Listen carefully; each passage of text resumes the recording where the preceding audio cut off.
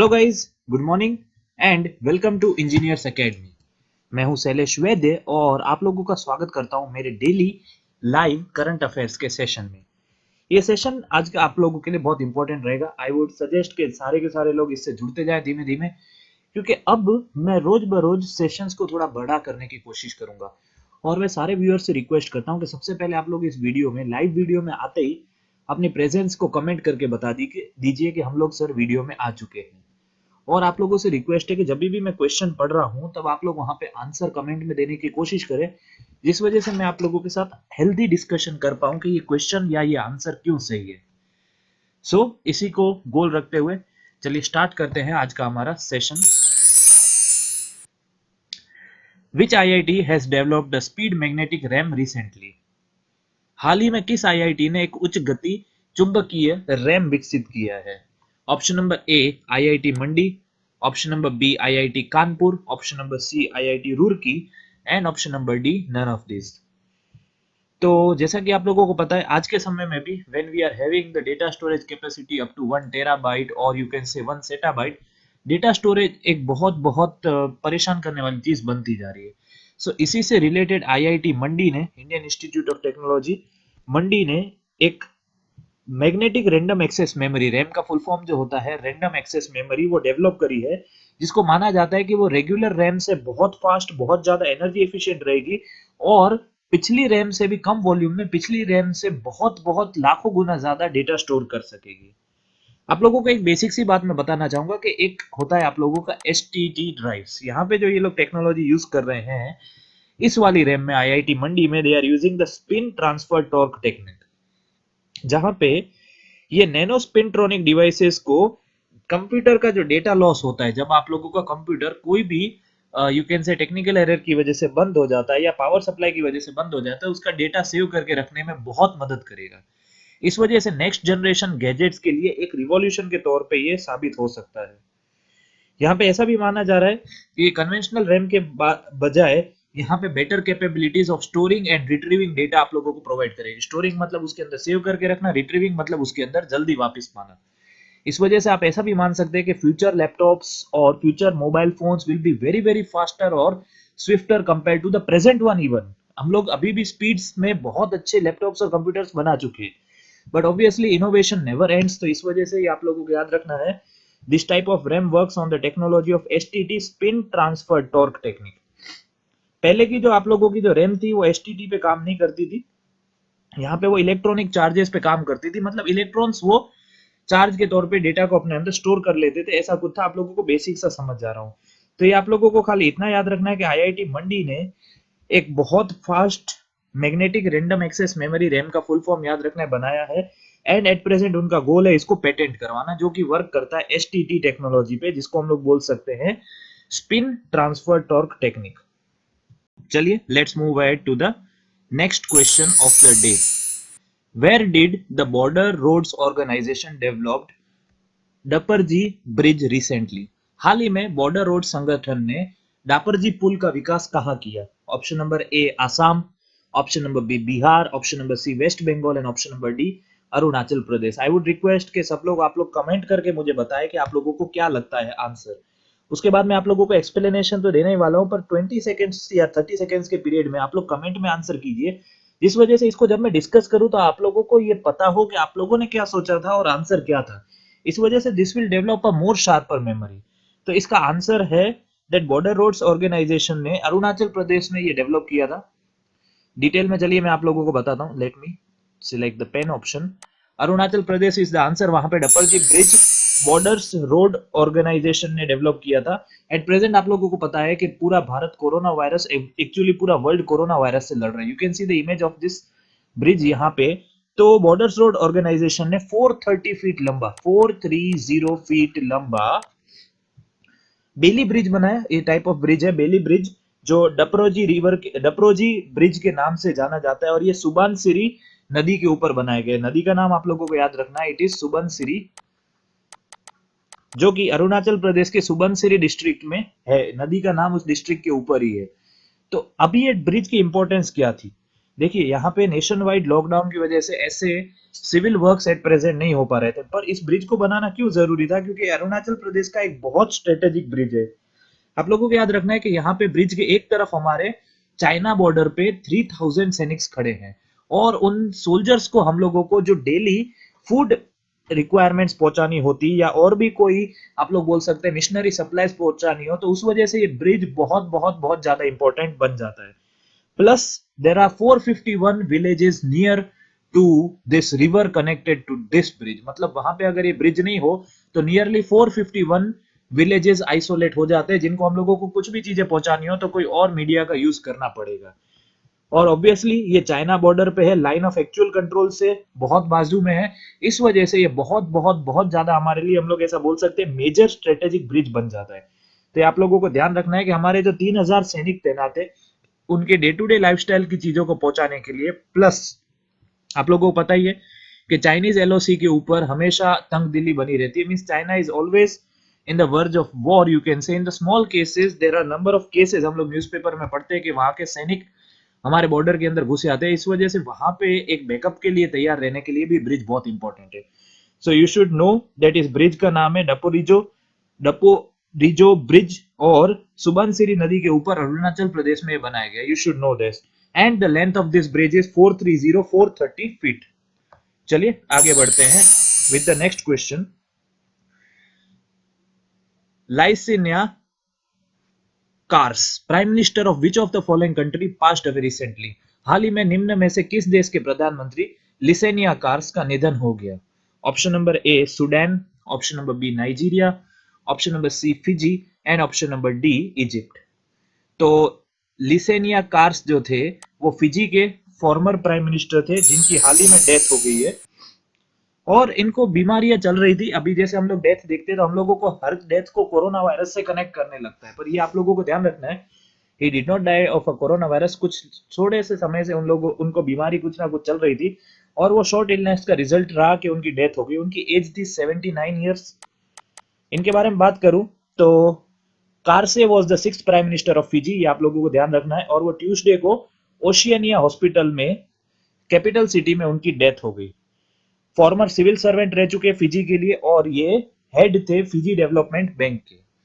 तो आप लोगों को ये सब चीजें याद रखनी है कि फिजी डेवलपमेंट बैंक के वो हेड भी रह चुके हैं, प्लस उनने 2000 ईयर से लेके 2001 तक एक इंटरिम प्राइम मिनिस्टर के तौर पे सर्विस प्रोवाइड करी थी। इंटरिम मींस बीच के समय का, सडनली कोई प्राइम मिनिस्टर के चेंज होने की वजह से, डेथ की वजह से, या और कोई रीजन से वहां की गवर्नमेंट शॉर्टफॉल होने की वजह से। और उसके बाद 2001 से लेकर 2006 तक he was serving as the prime minister of Fiji. तो ये अगर आप लोग यूपीएससी एग्जाम्स के लिए प्रिपेयर कर रहे हैं, so you should know this. Laisenia Qarase, former Fijian prime minister who died at an age of 79 due to short illness. Let's move to the next question. Which state has recently inaugurated e-संजीवनी OPD. हाल ही में किस राज्य ने ई Sanjeevani OPD का उद्घाटन किया है। Option number A UP, option number B Maharashtra, option number C Bihar, and option number D Himachal Pradesh. तो इसका आंसर है हाल ही में हिमाचल प्रदेश ने, हिमाचल प्रदेश के हेल्थ डिपार्टमेंट ने जो नॉर्मल पीपल है, जो कोविड-19 की वजह से हॉस्पिटल आने से थोड़ा घबरा रहे हैं, उनके लिए ये एक ऑनलाइन पोर्टल चालू किया है जिसका नाम रखा गया ई संजीवनी ओपीडी।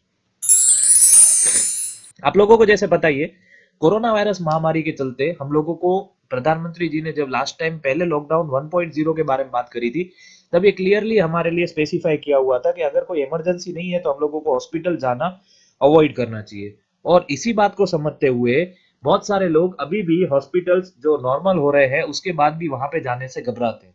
ये सीधी सी बात है, वहां पे आप लोगों को ये डर लगता है कि अगर कोई कोरोना का पेशेंट आ गया जिस वजह से आप भी कंटेमिनेट हो जाओ, या आप लोगों को क्वारंटाइन में जाना पड़े। तो ये सब चीजों से बचने के लिए, एक मेंटल ट्रॉमा से बचने के लिए, हिमाचल गवर्नमेंट ने एक ऑनलाइन प्लेटफॉर्म चालू किया जिसका नाम दिया हुआ है ई संजीवनी ओपीडी। यहाँ पे हिमाचल प्रदेश के मेडिकल कॉलेजेस के जो फैकल्टीज है, मतलब एक्चुअली जो डॉक्टर्स है, वो 9:30 AM से लेके 4 PM तक एवरी वर्किंग डे में आप लोगों के लिए ऑनलाइन इस पोर्टल पे अवेलेबल रहेंगे, आप लोगों की प्रॉब्लम्स के सॉल्यूशन बताने के लिए।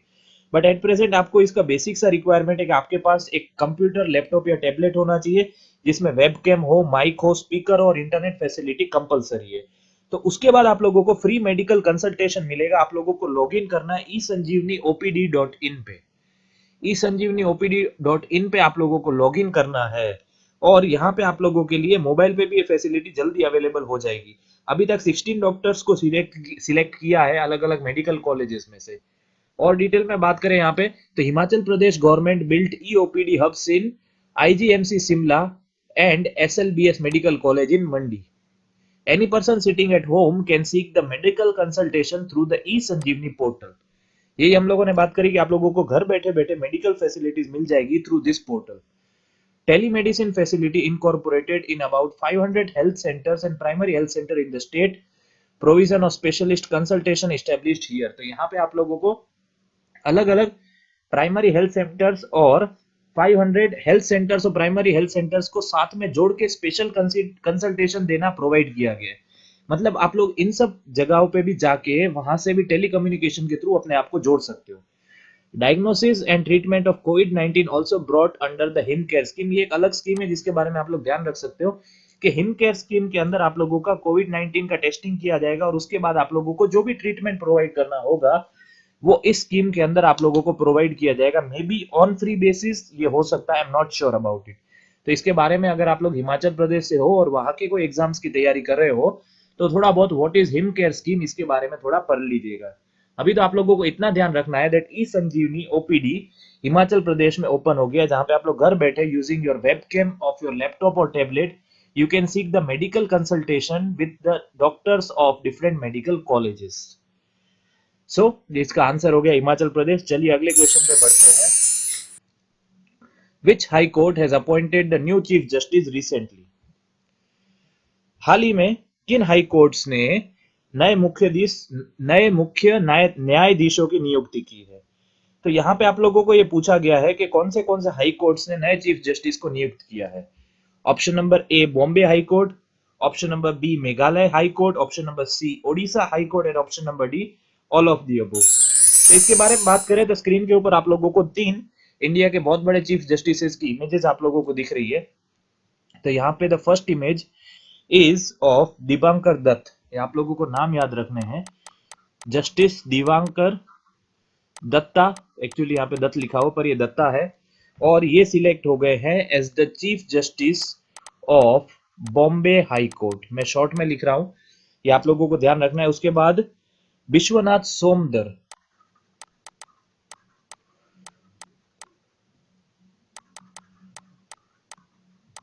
he is the selected as the chief justice of Meghalaya High Court, and the last one Mr. Mohammad Rafiq,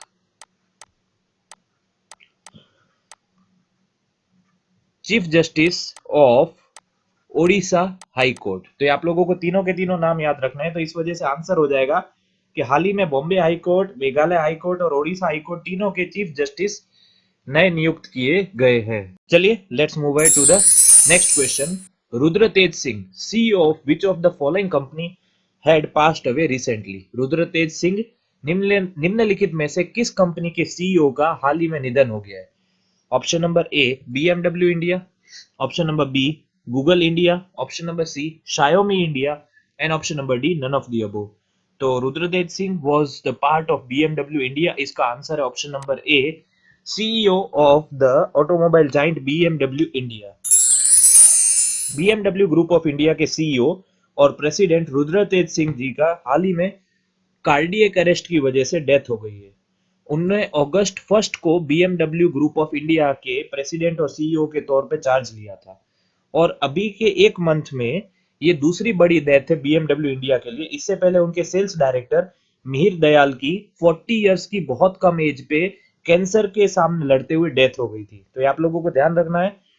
Rudra Tej Singh ji के बारे में बात करें तो ये इससे पहले रॉयल एनफील्ड के ग्लोबल प्रेसिडेंट रह चुके हैं, जो चेन्नई बेस्ड कंपनी थी रॉयल एनफील्ड के ग्लोबल प्रेसिडेंट है। And he has actually 25 years of experience with automobile and non automobile companies. तो आप लोगों को ध्यान रखना है, रॉयल एनफील्ड से पहले वो यूनिलीवर इंडिया में इंटरनेशनल मार्केट्स में 16 साल के एक्सपीरियंस के साथ रहे थे। उनकी लाइफ हमारे लिए बहुत बहुत बहुत ज्यादा मोटिवेटिंग रह सकती है क्योंकि उनने एरिया सेल्स मैनेजर के तौर पे स्टार्ट किया था 1998 में वेस्ट यूपी जोन से। याद रखिए 1998 में यूनिलीवर में वो एरिया सेल्स मैनेजर थे वेस्ट यूपी में, और 2012 में he became the vice president of the south Asian region of the Unilever. इसको बोलते हैं आप लोगों की डेडिकेशन, जो आप लोगों को सक्सेस तक लेके जाती है। हम लोगों ने बहुत बड़े बड़े नाम सुने हैं, पर ये नाम भी हमारे लिए बहुत इंपॉर्टेंट है, तो ये आप लोगों को ध्यान रखना है। Farmer means now is not know more the president and CEO, but ये अभी के प्रेसिडेंट एंड सीईओ थे बीएमडब्ल्यू इंडिया ग्रुप के, रुद्र तेज सिंह जी। आप लोगों को नाम याद रखना है, और इनकी डेथ हो गई है कार्डियक अरेस्ट की वजह से। चलिए आगे बढ़ते हैं हमारे नेक्स्ट क्वेश्चन के ऊपर। विच of the following bank has launched the voice banking services for its customer? निम्नलिखित में से किस बैंक ने अपने ग्राहक के लिए वॉइस बैंकिंग सेवा शुरू की है? Option number A ICICI bank, option number B HDFC, option number C SBI state bank of India, and option number D none of this. तो इसका आंसर है option number A ICICI bank. ICICI bank ने retail customers के लिए एक artificial intelligent chatbot launch किया है जिसका नाम है आईपाल, और ये गूगल असिस्टेंट और अमेजोन के एलेक्सा के साथ काम करता है, जिस वजह से आप लोग वॉइस कमांड के साथ आईसीआईसीआई के बैंकिंग ऑप्शंस को सिलेक्ट कर सके। कोरोना वायरस के लॉकडाउन को चलते देखते हुए यहाँ पे आप लोगों को घर बैठे हुए सारी बैंकिंग फैसिलिटी मिल जाए आसानी से, इस वजह से आईसीआईसीआई बैंक ने इस गोल के साथ इस वॉइस चैट बूट को लॉन्च किया था। आप लोगों को अगर इसको अवेल करवाना हो तो आप लोग आपके मोबाइल फोन में गूगल असिस्टेंट से एलेक्सा को डाउनलोड करके अपने आईसीआईसीआई बैंक अकाउंट को उसके साथ ऑथेंटिकेट कर सकते हैं। यहाँ पे 2 फैक्टर ऑथेंटिफिकेशन यूज होगा, और ऐसा माना जा रहा है कि आप लोगों को डेटा बहुत हद तक इस चैट बूट में सेफ रहेगा। सो आई वुड सजेस्ट, अगर आप लोग आईसीआईसीआई बैंक से कस्टमर हो तो वंस यू शुड ट्राई घर बैठे किस तरीके से आप लोग वॉइस असिस्टेंट के साथ बैंकिंग कर सकते हैं। One of the new experiences, and this is how you find innovation in the time of crisis also. ये बात का हमेशा आप लोगों को ध्यान रखिए, हम लोगों को क्राइसिस से डर के नहीं बैठना है, उस समय में इनोवेशन ढूंढना है। Moving ahead to the next question. Charles Leclerc, driver of which of the following company won the F1 Sport Chinese Virtual Grand Prix Championship? Charles Leclerc निम्नलिखित में से किस कंपनी के ड्राइवर ने F1 sport Chinese virtual grand prix championship जीती? तो इसका answer है option number A Ferrari, option number B means इसके बारे में बता रहा हूं Mercedes, option number C Ford, and option number D none of the above. तो इसका आंसर है Charles Leclerc is connected to Ferrari. Ferrari के वो ड्राइवर है। 2 गेम्स थी, दोनों के दोनों गेम्स में उन्होंने रेडबुल के एलेक्स एल्बन को हराया वर्चुअल चाइनीज ग्रैंड प्रिक्स में। और आप लोगों को पता है कि बहुत सारे इवेंट जैसे पोस्टपोन्ड हो गए थे, तो ये इवेंट ई स्पोर्ट्स इवेंट था जो शांघाई इंटरनेशनल सर्किट में वहां पे रखा गया था, और लेक्रेक ने अपना डोमिनेशन ई स्पोर्ट्स वर्ल्ड में रखा। वो पहले भी बहुत सारे इवेंट्स जीतते आए हैं, तो ये इवेंट चाइनीज ग्रैंड प्रिक्स के बाद होने वाला बहुत बड़ा इवेंट था, जो बहुत सारे इवेंट के पोस्टपोन होने के बाद सक्सेसफुली करा गया है चाइना में। तो आप लोगों को ध्यान रखना है कि इस साल जो ग्रैंड प्रिक्स के विनर रहे हैं वो है फरारी के ड्राइवर। तो इतना ही आप लोगों को ध्यान रखना है, और उन्हें हराया रेड बुल के एलेक्स एल्बन को। So let's move ahead to the next question. Who will be the secretary of president Ramnath Kovind? राष्ट्रपति रामनाथ कोविंद के सचिव कौन होंगे? Option number A Rajesh Shukla, option number B Kapil Dev Tripathi, option number C Pankaj Tripathi, and option number D none of the above. तो इसका answer है IAS officer Kapil Dev Tripathi will be the secretary of our Indian president Ramnath Kovind, या राष्ट्रपति रामनाथ कोविंद के सचिव रहेंगे कपिल देव त्रिपाठी। कपिल देव त्रिपाठी मंडे को अपॉइंट किए गए थे as a secretary to the president Ramnath Kovind. Personnel ministry के ऑर्डर से पता लगाया गया है। त्रिपाठी 1980 बैच के रिटायर्ड आईएएस ऑफिसर हैं जो असम एंड मेघालय कैडरे से बिलोंग करते हैं, और इससे पहले वो पब्लिक एंटरप्राइज सिलेक्शन बोर्ड, जिसको शॉर्ट में कहा जाता है पीईएसबी, उसके चेयरमैन रह चुके हैं। ये जो अपॉइंटमेंट है ये डायरेक्टली डिसाइड किया जाता है headed by the cabinet under the prime minister Narendra Modi. ये बात आप लोगों को ध्यान रखना है। एंड त्रिपाठी ये रहेंगे कॉन्ट्रैक्ट बेसिस पे। कब तक रहेंगे? तो जब तक रामनाथ कोविंद जी रहेंगे हमारे प्रेसिडेंट, तब तक इनका टीनियर उनके साथ रहेगा as a secretary to our president Shri Ramnath Kovind ji. तो आप लोगों को ध्यान रखना है, जब तक पार्लियामेंट का टीनियर रहेगा रामनाथ कोविंद जी का, तब तक ये उनके सेक्रेटरी रहेंगे। Next question, when is the civil service day celebrated? Civil services day कब मनाया जाता है? Option number A 19th of April, option number B 20th of April, option number C 21st of April, and option number D 22nd of April. आप लोगों को एक बात ध्यान रखनी है कि हमारा सबसे पहला सिविल सर्विस डे जो था वो 21 अप्रैल को मनाया गया था 1947 में, इंडिपेंडेंस से कुछ ही समय पहले। उस दिन पार्टीशन से पहले सरदार वल्लभ भाई पटेल ने जो कंट्री के फर्स्ट होम मिनिस्टर बने, he was also one of the IAS officer. उस दिन उनने हमारे जो फर्स्ट कैडरे थे इंडियन एडमिनिस्ट्रेटिव सर्विस ऑफिसर्स की मेटकैफ कैफे पे, कौन से हाउस पे, मेटकाफ हाउस दिल्ली में, उनके साथ एक मीटिंग रखी थी। ये आप लोगों को ध्यान रखना है। दिल्ली में मेटकाफ हाउस में इंडियन एडमिनिस्ट्रेटिव सर्विस के ऑफिसर को, जिसको probationers of administrative service officers कहा जाता है, उनके साथ मीटिंग रखी थी और उनको डिक्लेयर किया गया था सरदार वल्लभ भाई पटेल की तरफ से as the steel frame of India. और इसी के साथ हर साल हम लोगों को पता है कि सिविल सर्विस कैंडिडेट्स जो होते हैं, जो इतनी टफ एग्जाम को, जिसको one of the toughest examination of the world कहा जाता है, अगर आप लोग भी यूपीएससी एस्पायरेंट हो, सॉरी, तो आप लोगों को भी गर्व होना चाहिए, बिकॉज आप लोग ऐसी एग्जाम की तैयारी कर रहे हो जिसमें कुछ भी पूछा जा सकता है। तो इस एग्जाम्स की तैयारी करने वाले लोगों के रिलेटेड यहाँ पे वर्ड किया गया था, use the steel frame of India. क्योंकि हम लोगों को पता है कि इनका काम काज, हम लोग पॉलिटिशियंस को देखते हैं तो पॉलिटिशियंस के एक्चुअल प्लानिंग को इंप्लीमेंट करने वाले होते हैं सिविल सर्विसेज ऑफिसर्स। तो ये हमारे लिए बहुत गर्व की बात है कि हम लोग इंडिया में ऐसे सर्विसेज ऑफिसर्स को प्रोत्साहन देते हैं, उनके अंडर में हमारा देश आगे बढ़ रहा है। तो एवरी ईयर 21 अप्रैल मनाया जाता है as the national civil service day. Sardar Vallabh Bhai Patel ने उनको नाम दिया था स्टील फ्रेम ऑफ इंडिया। ये आप लोगों को ध्यान रखना है, date is 21 April. Next question, which of the following started mission Anna Seva the biggest free food campaign. निम्नलिखित में से किसने मिशन अन्न सेवा सबसे बड़ा मुफ्त भोजन अभियान शुरू किया। Option number A health ministry, option number B Delhi government, and option number C Reliance foundation, and option number D none of the above.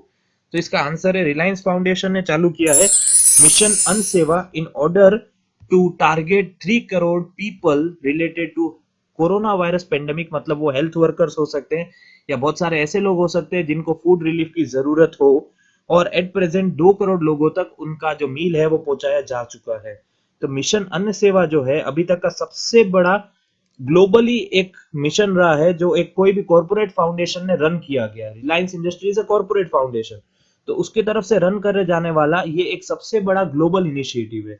आप लोगों को पता ही है कि एट प्रेजेंट हमारा पूरा दुनिया, एक्चुअली पूरी भारत, पूरी दुनिया इस कोरोना वायरस से जूझ रही है, और इस समय में हम लोगों की जरूरतमंद लोगों की मदद करें, यही गोल के साथ ज्यादातर इंडस्ट्रियलिस्ट अपने तरीके की सेवा करें। और इसी में रिलायंस ग्रुप ऑफ इंडस्ट्रीज ने, रिलायंस फाउंडेशन ने, जिनके सीईओ है मुकेश अंबानी, जिनकी वाइफ नीता अंबानी जी की फोटो आप लोग स्क्रीन पे देख सकते हैं, उनके प्लान के अंडर इस मिशन को नाम दिया गया mission Anna Seva, largest meal distribution program ever undertaken by corporate foundation anywhere globally.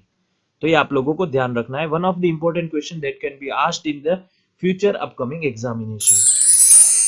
Moving ahead to the last question of the day, which of the following social media giant launched a gaming app? निम्नलिखित में से किस social media दिग्गज ने gaming app launch किया। Option number A Facebook, option number B Google, option number C Instagram, and option number D none of the above. तो इसका answer है फेसबुक ने एक गेमिंग ऐप लॉन्च किया है। बहुत समय से ये बात आ रही थी एंड्रॉइड यूजर्स के लिए, फेसबुक ने गेमिंग ऐप लॉन्च किया है जिसके कुछ ही समय में 50 लाख लोगों ने इसको डाउनलोड कर दिया है।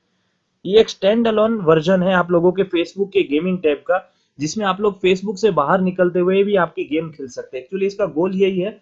जो इंडियन सीईओ है फेसबुक के ब्रांच के विवेक शर्मा जी, वो इंटरव्यू में ऐसा बता रहे थे कि हम लोग यहाँ पे एक बैकग्राउंड में ही ऐप चलती रहे और आप लोग दूसरे ऐप्स को यूज नहीं कर पाए, ऐसा नहीं करने देना चाहते। यहाँ पे हम लोग मीन्स आप लोग फेसबुक पे भी सर्फ कर सके, दूसरे ऐप्स को भी अच्छे से यूज कर सके, इस वजह से आप लोगों को ये ऐप बनाया गया। और इसके लिए ऐसा कोई जरूरी नहीं है कि आप लोगों का फोन एक्सट्रीमली पावरफुल होना चाहिए, मतलब आप लोग मिड बजट फोन्स में भी इस एप्स को, इन गेम्स को अच्छे से रन कर सकते हैं। इस बात का आप लोगों को ध्यान रखना है। इस बात के ये आप लोगों के लिए गूगल प्ले स्टोर पे अवेलेबल है। वैसे तो ये ऐप फ्री है, पर इस पे इन ऐप परचेज है रेंजिंग फ्रॉम 85 रुपीज टू 8400, और यहाँ पे आप लोग लाइव स्ट्रीमिंग भी कर सकते हैं, और भी बहुत सारे फीचर्स है जो गेमर्स के लिए बहुत बहुत बहुत ज्यादा हेल्पफुल है। तो अगर आप लोग गेमर्स है, गेम्स पसंद है आप लोगों को, तो एक बार इस ऐप को जरूर डाउनलोड करना चाहिए। You will enjoy the gaming experience.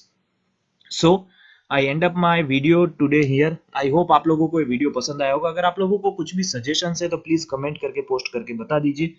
अगर आप लोगों को कुछ डाउट हो, कोई आंसर्स में आप लोगों को लगता है मैंने कुछ समझाने में गलती की हो, then and also you can post it in the comment section. I will answer with to you such questions. So thanks for watching my video.